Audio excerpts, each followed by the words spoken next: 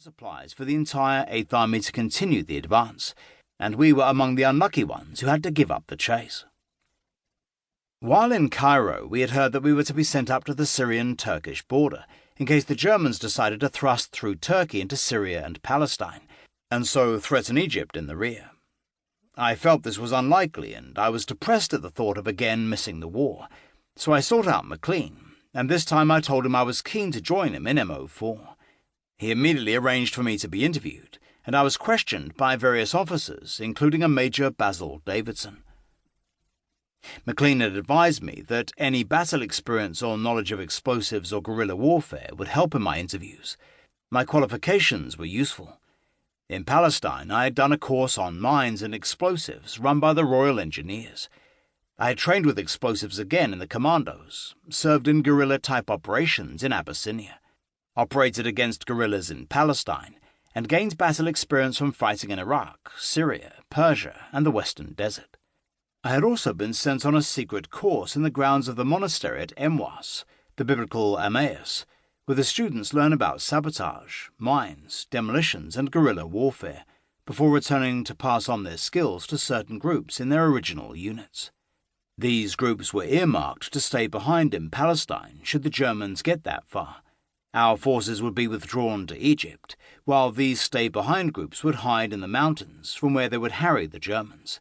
It never happened, but a number of Jews and Arabs who had been on these courses used their knowledge later on against the British.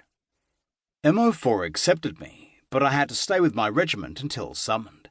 My colonel received my application for a transfer sympathetically. Possibly he was glad to be rid of a somewhat bolshy officer, and I did not rejoin my regiment until after the war.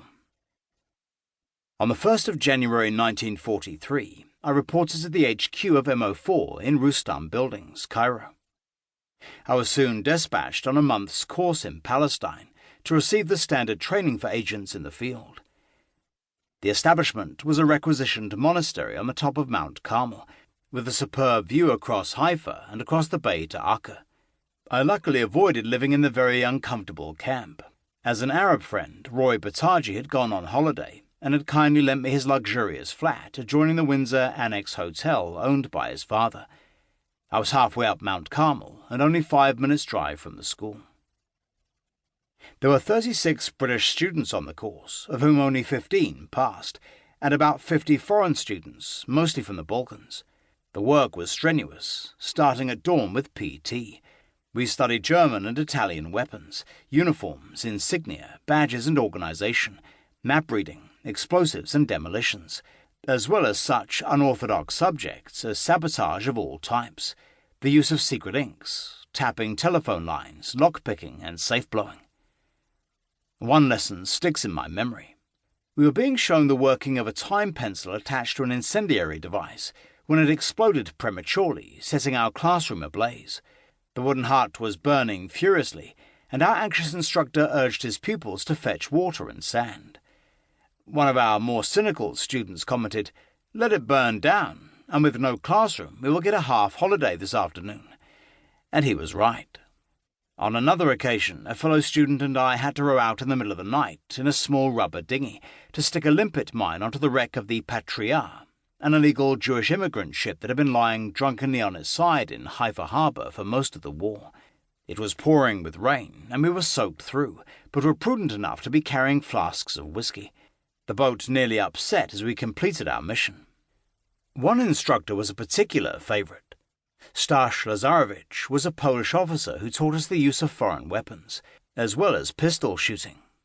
A most charming and entertaining man, blind in one eye, he spoke a droll pidgin English and had a fine sense of humour. However, his cheerful manner hid a personal tragedy, for he had left Poland without knowing the fate of his family, and he had a bitter hatred for both the Germans and the Russians. A short time after our course had ended, a spectacular raid was launched against our training school.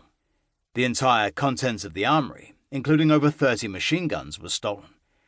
2 military 3-ton lorries containing men in uniform were allowed to drive into the camp by the Jewish security guards.